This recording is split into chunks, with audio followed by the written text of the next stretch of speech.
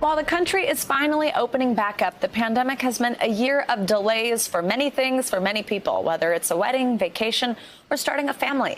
That's caused a lot of women to take a closer look at their fertility and their plans to have children. We've all experienced a year on pause, which for some meant their love life was on hold as dating became a no-go and plans to have kids were pushed further down the road. It's a lot of pressure for women, I think, to have that timeline. It's like a ticking time bomb. Anna Weissman is one of many women who says that life on lockdown was the push she needed to decide to freeze her eggs.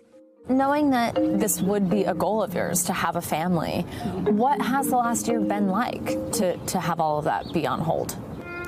I think at first I was sad and mad about it, and then you realize bigger picture.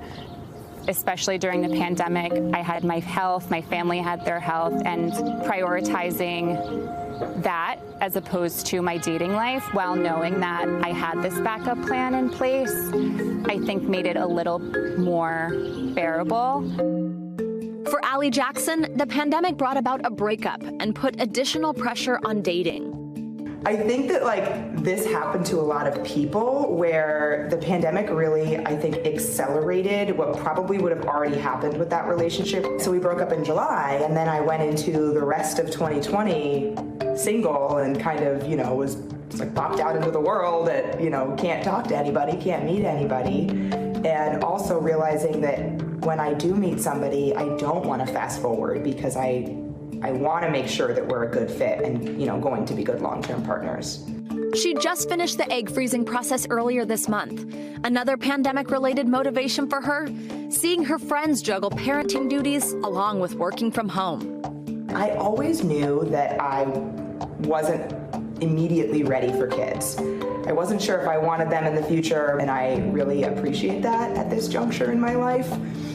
As I saw a lot of friends and family members, having kids through the pandemic and all of the additional responsibilities and things that came along with that. I'm currently single. Even if I were to meet a partner tomorrow that I want to get married and have kids with, it would not be right now. The decision to delay having kids has been a trend in recent years, with CDC data showing the U.S. birth rate declining for the 6th straight year to the lowest level since 1979. And this year, some top clinics across the country saw an increase in egg freezing procedures, including NYU Langone with a 41% spike from June to December of 2020 compared to 2019. That's where reproductive endocrinologist and infertility specialist Dr. Brooke Hodes-Wirtz practices, and she says we're in a full-on egg freezing boom. This work from home culture tied in with the increase in telemedicine is really greatly improving the ability for women to get into the clinic, to even people that were thinking about it, that was kind of on their back burner.